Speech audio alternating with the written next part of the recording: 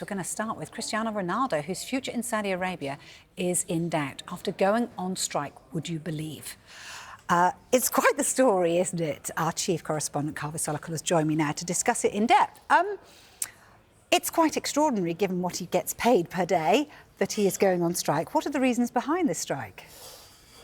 I mean, first of all, his pay packet is supposed to be £500,000 a day, but he's unhappy, and the reason he's unhappy is that he plays for a club called Al Nassr. Now, they're one of the 4 clubs who are majority owned, by the Saudi Arabian Sovereign Wealth Fund, and he feels that the other 3 clubs are getting preferential treatment.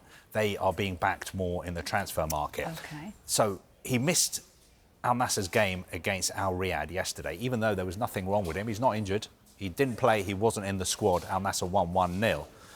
But he's on strike because he's so unhappy. And what senior Saudi officials are saying to him today is, Cristiano, please end your strike and start playing again. Specifically, Al Nassr have got a big game against Al Ittihad on Friday. We want you to play in that game.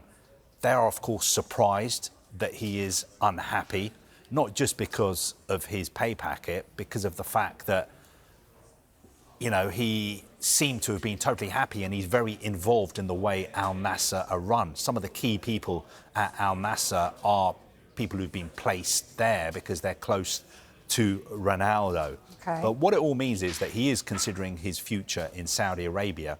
Interestingly, he's got 18 months left on his contract, but it does, I think, have a release clause of 50 million euros, which can be activated this summer.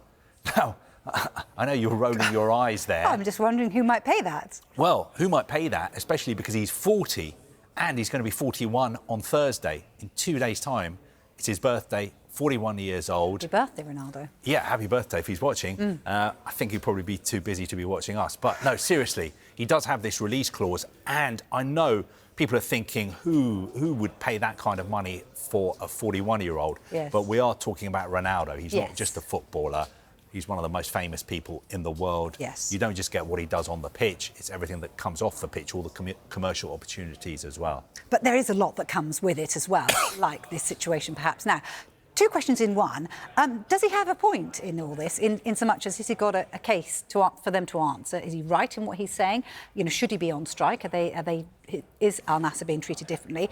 And has Karim Benzema got anything to do with this? Yeah, Karim Benzema is interesting because that seems to be what has tipped Ronaldo over the edge, because Al Nassr's great rivals Al Hilal yesterday announced a deal to sign Karim Benzema from Al Ittihad. Right. And I think Cristiano Ronaldo is looking at the Saudi Pro League table and thinking, we are 1 point behind Al Hilal. We are trying to win the league title for the first time in my time in Saudi Arabia. And during the January transfer window, we signed 1 player, a young Iraqi midfielder called Haider Abdul Karim, whereas the team who are 1 point ahead of us signed one of the best strikers in the world, the legendary Karim Benzema. Now, I think what Saudi officials would say is, Cristiano, PIF, the Sovereign Wealth Fund, did not pay for Karim Benzema. That transfer was paid for by a private investor at Al Hilal, one of the richest men in the world, Prince Al Walid bin Talal, and they would say there's nothing stopping private investors also helping Al Nassr buy players. OK, so here we are. He's gone on strike. He's missed a game. What happens next? I mean, can they do anything about this? Well, look, I think the Saudi officials are saying to him, Cristiano, please, you've got to start playing again. This is not good for anybody. It's not good for you. It's not good for Saudi Arabia. It's not good for our league. We want you to play again on Friday against Al Ittihad. You have to end this strike now. But the interesting thing is, does Cristiano Ronaldo actually have a point? I think if you look at the amount of transfer business that the 4 clubs who are majority owned by the Sovereign Wealth Fund have done, you would see actually that Al Nassr have spent a lot of money.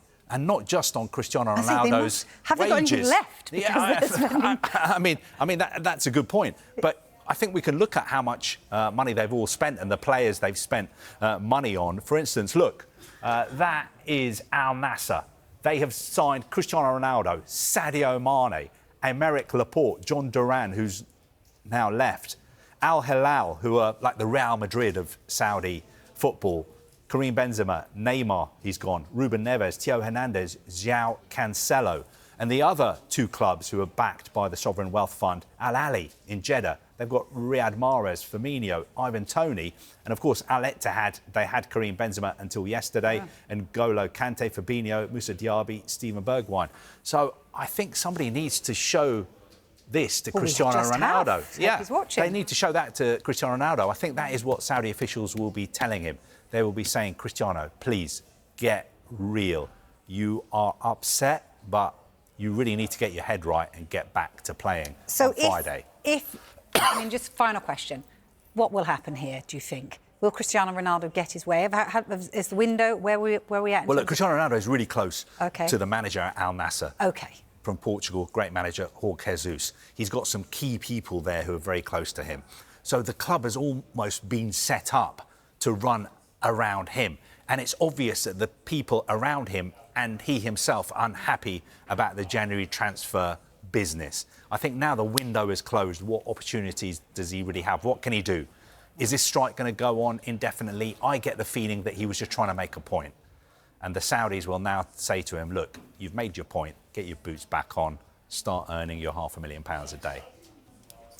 Yes, you should be in charge, Carvey. They'd listen to you, wouldn't they?